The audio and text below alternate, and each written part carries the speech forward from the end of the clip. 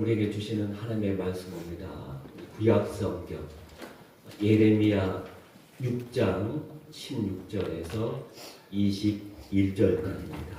여호와께서 이와 같이 말씀하시되 너희는 길에 서서 보며 애적 길 곧 선한 길이 어딘지 알아보고 그리로 가라. 너희 심령이 평강을 얻으리라 하나 그들의 대답이 우리는 그리로 가지 않겠노라 하였으며 내가 또 너희의 받들으는 성이 나갈 소리를 들으나 그들의 대답이 우리는 듣지 않겠노라 하였도다. 그러므로 너희 나라들아 들으라. 무리들아 그들이 당할 일을 알라. 아니요 들으라. 내가 이 백성에게 재앙을 내리니 이것이 그들의 생각의 결과라. 그들이 내 말을 듣지 아니하며 내 율법을 거절하였으니라.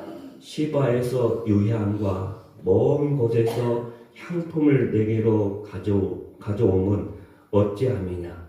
나는 그들의 번제를 받지 아니하며 그들의 희생 제물을 달게 여기지 않노라. 그러므로 여호와께서 이와 같이 말씀하시니라. 보라 내가 이 백성 앞에 장애물을 드리니 아버지와 아들들이 함께 거기에 걸려 넘어지며 이웃과 그의 친구와 함께 멸망하리라. 아멘. 자, 우리는 이제 종교 개혁 기념주일입니다. 루터가 종교 개혁의 깃발을 든 지 500년이 지났죠. 꽤 오랜 시간이 지났습니다. 그때 이제 루터가 종교 개혁을 하면서 그 당시에 외쳤던 하나의 주장이 있습니다. 교회가 교회다워야 한다. 근데 교회는 계속 개혁되어야 한다. 이렇게 그 말을 풀이하면 교회는 계속 교회다워야 한다는 거예요. 목사님은 목사님다워야 하고 장로님은 장로님다워야 합니다. 또 집에서 어머니는 어머님다워야 합니다. 그래야 모든 것이 질서 있게 정상적으로 돌아가요.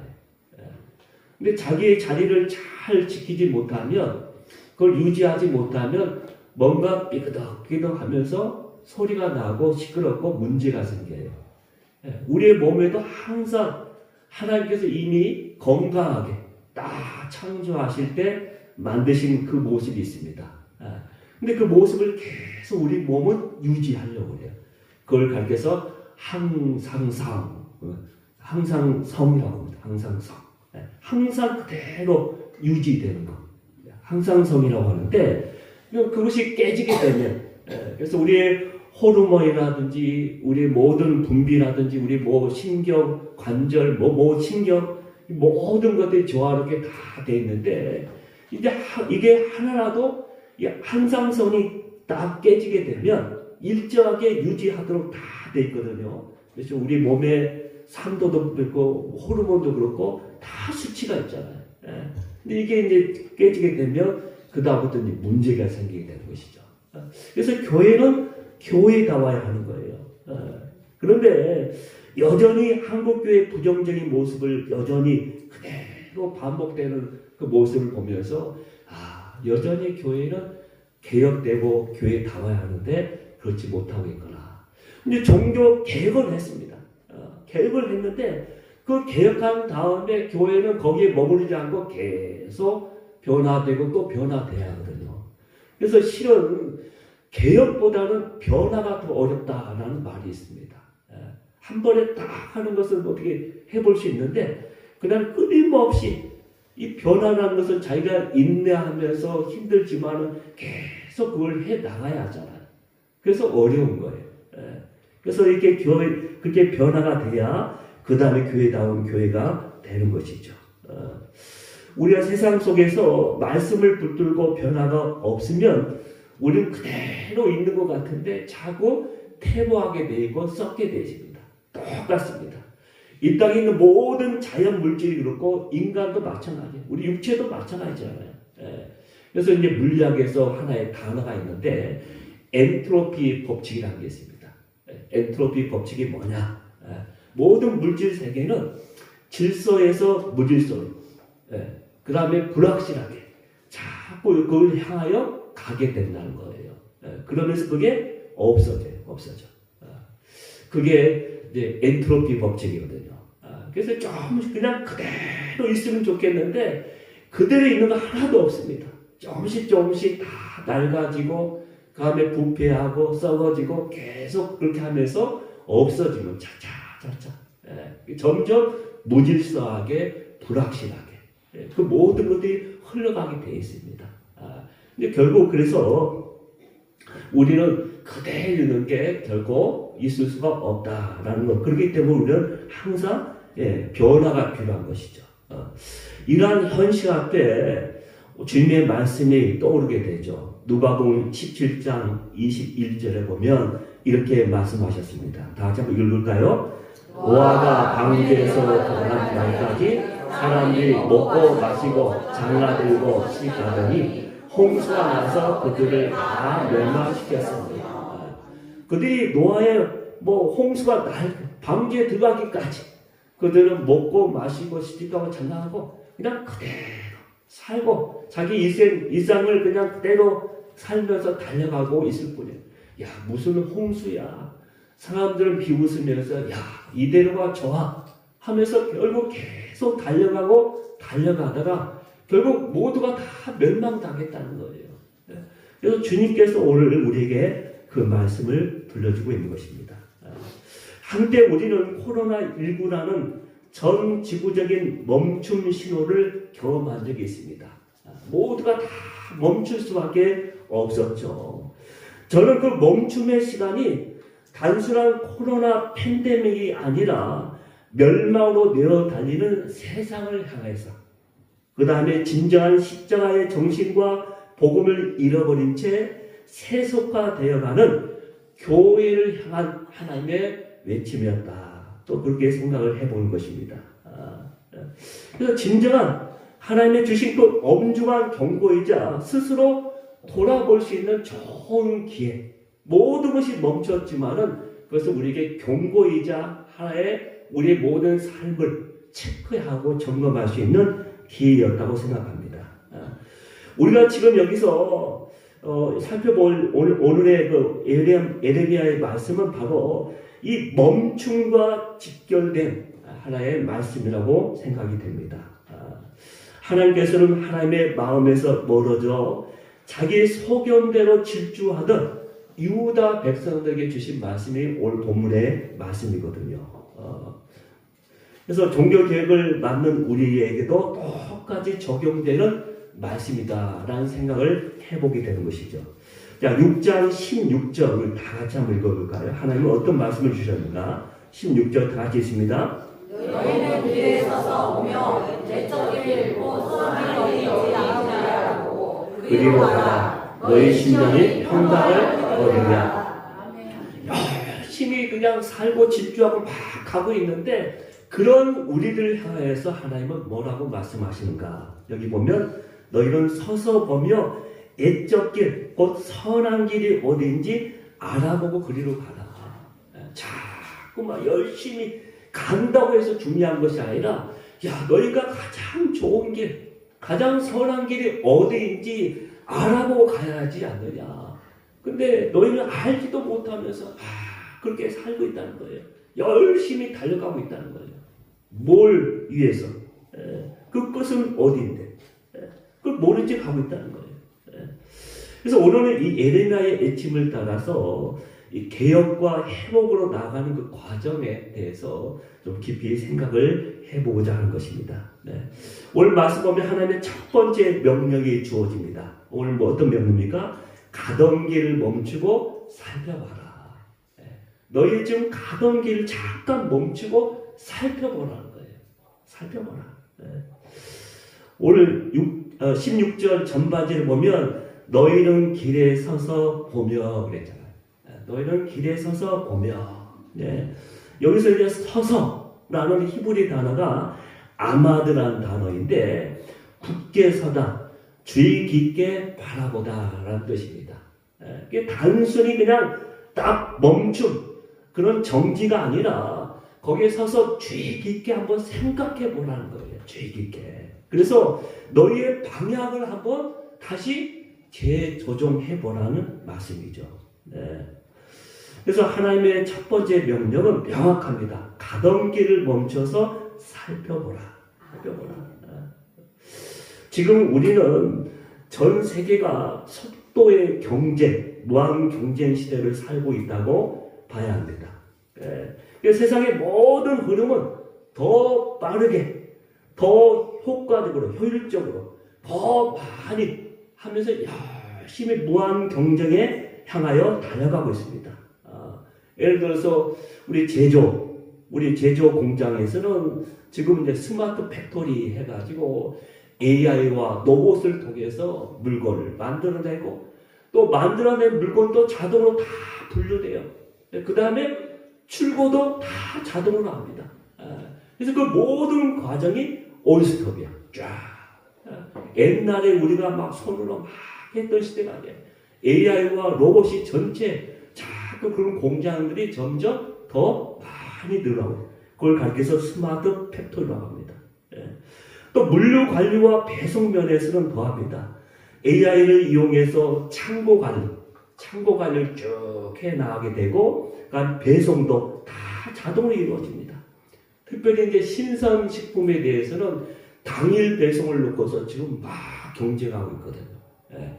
우리 시골에는 거의 쿠팡 오는데 나보니 잘 안 오죠. 이렇게 지금 도시권에서는 이 당일 배송을 놓고서 신선식품 갖고 무한 경쟁이에요. 좀 더 빠르게. 그걸 그냥 밤중에 막 분류해서 전날 시키면 그 다음날 새벽에 다 갔다가. 야, 엄청나죠. 그런 게 어디 있습니까? 또 가장 속도 경쟁이 치열한 것이 어딜까요? 바로 반도체입니다. 우리나라를 먹여 살리는 이 반도체 산업이 엄청나죠. 초미세 공정으로 가장 경쟁이 치열한 분야죠. 그래서 한국과 대만과 미국이 엄청나게 좀 더 빠르게 그런 칩을 만들기 위해서 엄청나게 지금 투자하면서 가고 있는 중에 있습니다. 그래서 이렇게 경쟁이 치열한 가운데 가고 있다는 거예요. 그래서 이렇게 하니까 사람들 정신없이 밤낮을 향하여 매달리면서 그 속도를 더 내기 위해서 막 달려가고 있습니다. 그런 순간에 하나님은 오늘 예레미야의 말씀을 통해서 우리에게 이제는 멈춰서서 한 번은 살펴보고 그 길을 가라는 거예요. 멈춰봐라. 왜요? 전도서 9장 11절 전반절에 이렇게 말씀하고 있습니다. 다 같이 한번 읽을까요? 내가 다시 해 아래에서 보니 다른 군자들하고 선착하는 것이 아니며 용사들하고 전쟁에 승리하는 것이 아니라. 우리가 가만히 전도자가 해 아래서 행하는 모든 인간의 수고를 봤는데 수고를 보면서 하나 깨달은 게 있다는 거예요. 가장 빠른 사람이 경기에서 늘 우승할 것 같아. 그게 정해진 것 같아. 근데 해 아래에서 가만히 살펴보니까 그것만은 아니라는 거예요. 또 가장 힘센 사람이 전쟁에서 승리할 것 같아. 근데 그것이 전부가 아니라는 거예요. 그래서 그것을 아는 인생은 그렇게 살지 말라는 거예요. 전에는 전도자도 열심히 이렇게 살아왔는데 가만히 봐서 그 인생 살아보니까 그게 아니더라. 그래서 너희는 그 길에서 한 번쯤 멈춰서란 겁니다. 그런데도 우리의 삶은 그렇게 지치고 지쳤으면서도 그러나 멈추지 않습니다. 마치 코뿔소처럼 앞만 향하여 막 달리고 있는 것입니다. 왜 그럴까요? 내가 멈추는 순간 누군가 나를 추월하지 않을까라는 강박관념 때문에 그래요. 내가 가만히 있으면 내가 뒤처지는 것 같아. 내가 지는 것 같아. 남들은 열심히 막 하고 있는데 나만 가만히 멈춰 있으니까 내가 이거 당하는 거 아니야? 나만 손해보는 거 아니야? 그런 강박관념이 사람을 자꾸 이렇게 앞을 향하여 치닫게 만든다는 거예요. 그러나 하나님은 우리에게 말씀하고 계십니다. 여기에서 멈춰라. 여기에 멈춰서서 다시 한번 너의 있는 자리를 살펴보라는 거예요. 자, 그렇다면 하나님께서는 왜 그들에게 멈춰서라고 이렇게 말씀하고 있는 것일까요? 바로 그들이 방향을 잃어버렸기 때문에 그렇게 말씀하신 겁니다. 여러분 인생의 여정에서 중요한 것은 빠르기보다도 더 중요한 것은 바로 방향이죠. 방향. 자, 우리가 높은 산에 한번 등산해 본 경험들이 다 있을 겁니다. 저 아래쪽에서 이제 출발할 때는 정상이 뚜렷하게 보여요. 그래서 이제 코스를 잡아서 쭉 가잖아요. 근데 가다 보면은 어느 계곡에 가게 되면 그 앞에 있는 산봉우리가 딱 시야를 맞게 되면은 정상이 안 보이는 거예요. 안 보이잖아요. 그러면 안 보이게 되면 어떻게 됩니까? 어떻게 하겠어요? 거기서 잠깐 멈춰서서 지도를 보든지 등산로를 보든지 아니면 나침반을 보든지 하면서 다시 방향을 설정하고 가야 합니다. 만약에 자기 나름대로 자기 소견에 오른 대로 경험상 이 길이 맞는 것 같아. 이게 남쪽이야 하면서 계속 가다 보면은 그 다음에 오히려 그 정상에서 더 멀리 떨어진 경우가 훨씬 많아요. 그렇게 낭패해 본 일이 가끔 있잖아요. 저도 처음에 시골에 와가지고 방향을 못 찾겠어요. 방향. 어디가 동쪽인지 어디가 서쪽인지. 근데 우리가 다 가게 되면 먼저 자기의 방향을 다 설정하는 게 중요해요. 내 인생 가운데 뭘 향하여 갈 것인가. 그 다음에 내가 그 달려가도 늦지 않잖아요. 근데 잘못 가게 되면 내가 나중에 잘못 간 만큼 다시 되돌아와야 하기 때문에 더 힘들고 허탈하고 참 힘든 거예요. 그렇기 때문에 좀 느리게 단서봐도 좀 느리게 천천히 가더라도 됐으면 하나님께서 원하시는 그 선한 길을 찾아서 한 걸음이라도 내가 내딛는 게 참 중요한 거예요. 참 중요한 거예요. 그래서 너무 우리에게 서두를 필요 없다는 것을 우리에게 말씀해 주고 있죠. 그러므로 우리가 지금 가고 있는 길이 또 우리 교회가 달려가고 있는 방향이 과연 하나님이 원하시는 방향인가 한번 좀 살펴봐야 한다라고 말씀하고 계시는 것이죠. 그 다음에 두 번째 하나님의 명령을 우리에게 말씀해 주고 있습니다. 어떤 명령입니까? 옛길, 가장 좋은 길, 선한 길을 물으라. 하나님께 물으라는 거야. 하나님께 물으라. 16절 후반절 한번 읽을까요? 너희는 길에 서서 보며 옛적 길, 곧 선한 길이 어디인지 알아보고 그리로 가라. 옛길, 곧 선한 길이 어디인지 알아보고 그 다음에 가라는 거예요. 하나님은 우리에게 멈춤에서 그치지 않고 두 번째 명령을 주고 계십니다. 옛길이 어딘지 가장 좋은 길이 어딘지 하나님께 물어보고 하라. 그 길로 가라는 거예요. 여기서 옛길은 히브리어로 올람이라는 단어인데 그 뜻이 뭐냐면 영원한 하나님께 속한 시간이라는 뜻을 갖고 있습니다. 따라서 이 옛길은 하나님의 뜻에 뿌리 박는 길, 변치 않는 진리의 길을 말합니다. 그래서 예레미야는 단지 옛날로 돌아가자고 말하고 있는 것이 아니라 대신에 그런 선한 길로 돌아가자고 말씀하고 있는 거예요. 선한 길, 가장 하나님께서 원하시는 그 길로 우리가 걸어가자라고 우리에게 권면하고 있습니다. 그래서 선한 길, 이 히브리어로 토브라는 말이거든. 토브.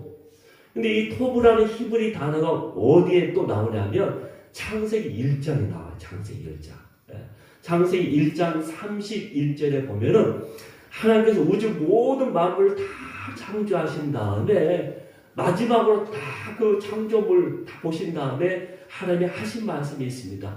뭐라고 말씀하셨어요? 그렇죠. 보시기에 좋았더라. 이 좋았더라라는 단어가 토브라는 단어입니다. 그러니까 하나님께서 원래 계획하신 그 인생의 모습으로 하나님께서 원래 계획하신 인생의 그 모습으로 다시 우리가 돌아가자는 거예요. 돌아가자는. 하나님께서 죄 짓기 전에 하나님께서 계획하시고 또 하나님께서 원하셨던 그 길로 가는 게 우리 인생의 진정한 하나님이 원하신 길이다. 그래서 하나님의 그 선한 길, 그 좋은 길을 찾아서 그 토부, 하나님께서 좋아하셨던 그 길을 찾아서 가자는 겁니다. 따라서 옛길은 하나님의 올바른 관계를 맺었던 조상들의 길이며 또 신약에 와서는 바로 예수님께서 걸어가셨던 그 길이라고 우리가 요약할 수가 있는 것입니다. 여러분, 저는 예수님이야말로 진정한 개혁자이셨다고 생각이 됩니다. 당시에 율법주의가 사람들을 옥죄했던 그 시대에 예수님은 진리가 무엇인지 다 말씀하시면서 그들에게 자유를 선포하셨어요. 율법과 형식과 그 모든 종교 지도자들의 그런 이념과 주장 가운데 다 공유했던 그들에게 진리가 너희를 자유케 하리라 하면서 자유를 선포하셨죠. 또 하나님과 동행하면서 하나님을 기쁘시게 하는 일이 무엇인지, 아버지를 기쁘시게 하는 일인지 친히 삶을 통해서 우리에게 보여주셨습니다. 그 길이 어떤 길입니까? 십자가의 길이에요. 십자가. 남을 위해서 하나님의 미랄로 죽어가는 길이에요. 친히 그 길을 예수님께서는 보여주셨습니다. 또한 주님은 거룩함이라는 잣대로 사람들을 가르고 정죄하던 그 종교 지도자를 향하여 책망하시면서 오히려 사랑과 지역을 차별하는 또 그들을 담쌓고 있는 그 담을 다 무너뜨리신 분이 누구십니까? 예수님이십니다. 그래서 예수님은 누구든지 나에게 다 나오라고 했습니다. 하나. 그래서 자신에게 예수님에게 오신 그 모든 사람들을 한 사람도 다 빼놓지 않고 그들을 품어주시고 안아주시고 치유해주시고 하나님께서 고쳐주셨습니다. 그게 주님께서 걸어가신 길이에요. 그게 옛길, 선한 길, 가장 하나님께서 원하신 길이었다는 것입니다.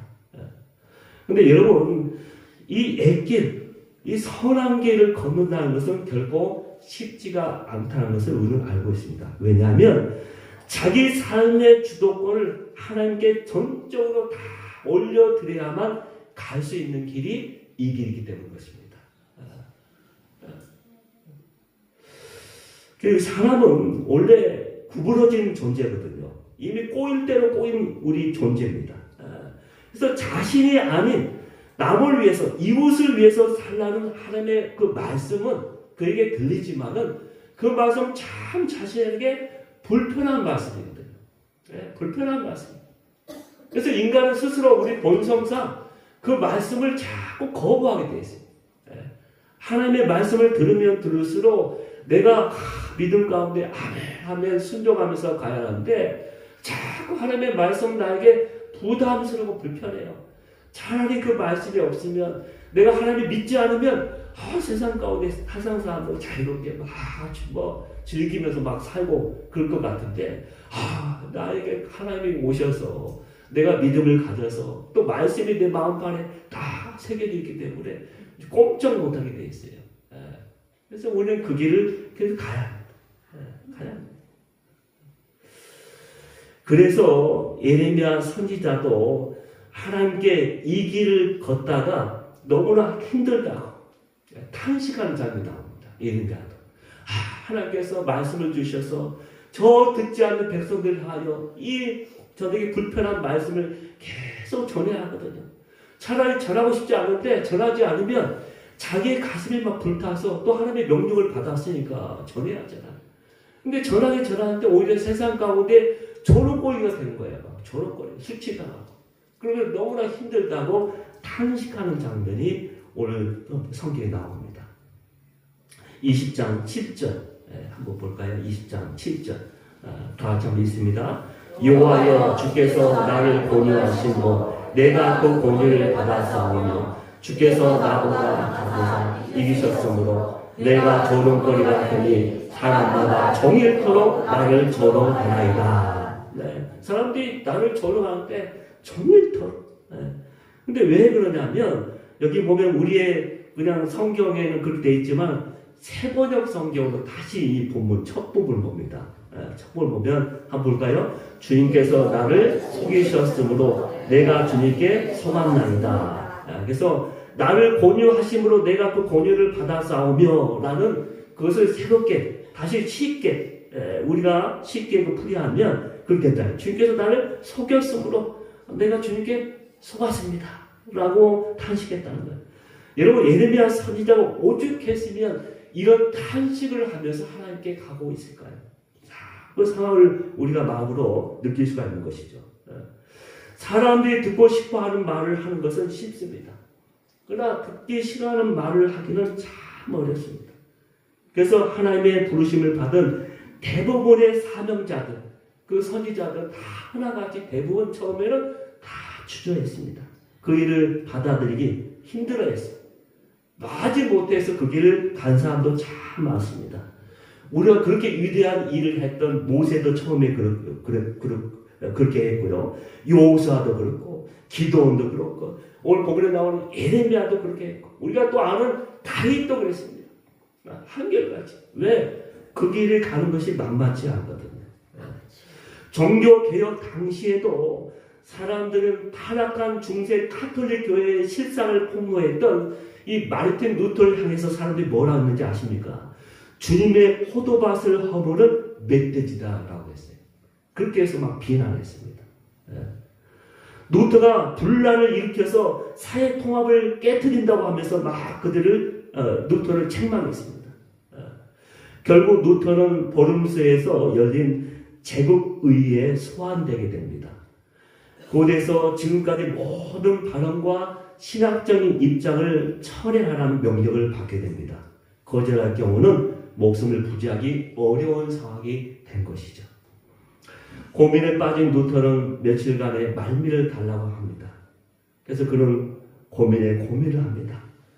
마침내 그런 의회 앞에 나와서 이렇게 말했다고 합니다. 저의 양심은 하나님의 말씀에 사로잡혀 있습니다. 저는 아무것도 취소할 수 없고 하지도 않겠습니다. 왜냐하면 양심에 어긋난 행동을 한다는 것은 옳지 않을 뿐 아니라 안전하지도 않기 때문입니다. 여기 제가 확고부동하게 서 있습니다. 저는 달리 어찌할 도리가 없습니다. 하나님이여 이 몸을 도우소서. 아멘. 하고 마지막으로 기도하고 죽습니다.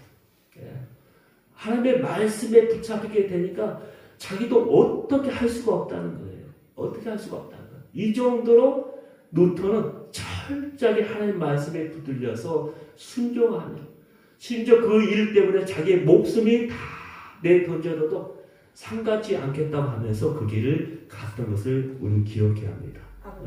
그러기에 진정한 믿음의 사람은 언제나 겸손하게 선한 길이 어딘지 하나님께 물어보는 사람입니다. 늘 주님 앞에 와서 우리가 이렇게 예배 드리는 것도 무슨 이유입니까? 하나님께 그 길을 묻기 위해서 예배 나온 거예요. 예배에 나와서 말씀을 통해서 하나님 내가 가는 길이 맞습니까? 내가 이 길을 어떻게 가야 합니까? 이 문제가 있는데 어떻게 하나님의 도우심 가운데 가야 합니까? 그래서 하나님께 묻기 위해서 나온 거예요. 자꾸 자기 소견에 옳은 대로 가려고 하지 마세요. 그 길은 자꾸 왔다 갔다 하게 되어 있습니다. 그러나 하나님께서 알려주신 길은 확고부동합니다. 변하지 않습니다. 한결같이 그 가운데 어떤 일이 있어도 가고자 하면 갈 수 있는 길입니다. 왜? 하나님께서 우리와 함께 하시기 때문에 그런 것입니다. 그러나 안타깝게도 에레미야의 시대의 백성들은 하나님의 명령을 거부해버리죠. 그 길을 알아보고 가라는 명령에 그들은 더 이상 듣지 않겠다고 반응을 합니다. 17절입니다. 다 같이 한번 읽을까요?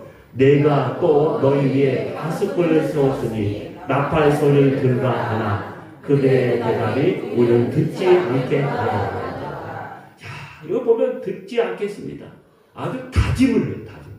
하나님의 말씀은 나에게 더 이상 도움도 되지 않고 나를 힘들게 하고 불편하는 말씀이기 때문에 나는 안 듣겠다라고 작정을 합니다. 왜냐하면 파수꾼의 나팔 소리가 오히려 불편한 소리였기 때문에 그렇습니다. 그 결과 그들은 어떤 삶을 사게 됩니까? 그들의 적나라한 모습을 보여주고 있습니다. 바로 6장 13절 14절입니다. 다 같이 한번 읽습니다. 이는 그들이 가장 작은 자로부터 큰 자까지 다 탐욕을 부리며 선지자로부터 제사장까지 다 거짓을 행하며 그들이 내 백성의 상처를 가볍게 여기면서 말하기를 평강하다 평강하다 하나 평강이 없도다. 아멘. 여기에 보면 모두가 다 일반 백성들이나 그다음에 여기 보면 제사장, 선지자도 한결같이 다. 근데 그 가운데 제사장이나 선지자는 그것도 달라하잖아. 근데 오히려 그 사람들이 더해. 상처받고 병들어서 치료받고 있는 백성들 향하여 야 너희 상처는 가벼워. 아무것도 아니야. 야 모든 게 오케이야. 평강하다. 예. 그래서 여기 보면 우리 세번역 성경에 보면 이렇게 되어 있습니다. 제가 한번 읽어드릴게요. 힘 있는 자든 힘 없는 자든 모두가 자기의 입속만을 채우며 사기를 쳐서 재산을 모았다.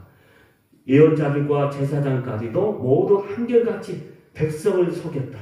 백성이 상처를 입어 앓고 있을 때 괜찮다 하고 말하지만 괜찮기는 어디가 괜찮으냐 라면서 하나님이 지금 묻고 계십니다. 그 이스라엘 백성들 그래 모두가 탐욕 때문에 서로가 막 상처받고 병들고 신음하고 있습니다.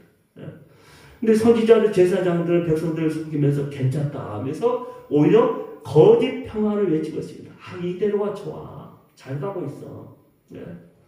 그래서 이렇게 하나님께서 타락한 그들의 모습, 실상을 그들에게 보여주고 있는 것이죠. 여러분, 하나님은 듣지 않고 순종하지 않는 사람들의 그들의 예물과 그들의 제사와 제물을 받지 않겠다고 말씀하십니다. 그렇죠? 그래서 20절에 보면 그렇게 말씀하고 20절 다 같이 읽습니다. 시바에서 유향과 먼 곳에서 향품을 내게로 가져오면 어찌하느냐. 나는 그들의 번제를 받지 아니하며 그들의献전을 너에게 보지 않는다. 네. 그들이 귀한 것이라면서 저 먼 데서 저 이방 나라에서 막 귀하다고 구해서 온갖 화려한 것들 비싼 것들을 막 드립니다. 제물로 자꾸 저 앞에 번제 드립니다. 근데 나를 받지 않겠다. 네. 너의 마음에 빠진 말씀에 빠진 잘못된 너의 그 모습 때문에 받지 않겠다. 그 모든 것이 헛된 것이다. 오히려 받지 않을 뿐만 아니라 21절에 보면 그런 사람들이 나에게 나올 때 그들 앞에 뭘 놓아주겠다고 했어요? 장애물 놓아줘. 나에게 오지 못하게 하겠다는 거예요. 야, 그런 가증스러운 모습으로 그런 이성된 모습으로 나에게 번제 드리면서 재물 드리면서 예배하는 그 모습이 너무나도 나는 힘들다는 거예요. 하나님이 정말 힘들다. 너는 기쁘게 하나님께 드린다고 예배 드리지만은 정말 나는 힘들다. 나는 정말 힘들다. 너희가 참으로 불쌍하다. 어떻게 그렇게 살면서 하나님 앞에 나와서 이렇게 예배한다고 할 수 있느냐 하면서 오히려 맞고 싶다는 거예요. 맞고 싶다. 장애물 놓아서 받겠다.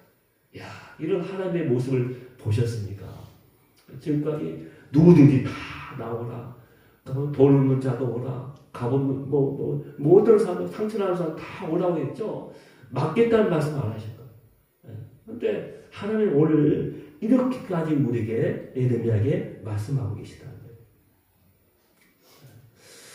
그래서 우리는 그들이 그렇게 산 것처럼 우리도 우리의 가는 길 가운데 가던 길을 멈춰서서 살펴봐야 하는 것이죠. 가장 선하고 가장 좋은 길이 어디인지. 괜찮다는 소리에 안주하지 말고 하나님 앞에 철저하게 나와서 지금 자신을 살펴보면서 그 다음에 알아보고 그 길을 가야 합니다. 만약 이 파수꾼의 낙발 소리마저 이스라엘 백성들처럼 거부한다면 계시록 2장 5절에 있는 말씀처럼 하나님은 우리에게 있는 촛대를 영원히 옮겨실지도 모르는 것입니다. 우리 마지막으로 요한계시록 2장 5절 한번 다 같이 한번 읽고 마무리하겠습니다. 다 같이 한번 읽을까요? 그러므로 어디에서 떨어졌는지를 생각하고 회개하여 처음 회개를 가지라. 만일 그리하지 아니하고 회개하지 아니하면 내가 내게 가서 내 촛대를 그 자리에서 옮기리라. 아멘. 너를 밝히고 있는 그 촛대를 내가 옮기겠다는 거예요. 그래서 정말 중요한 것은 오늘 말씀처럼 어디에서 떨어졌는지를 생각해보라.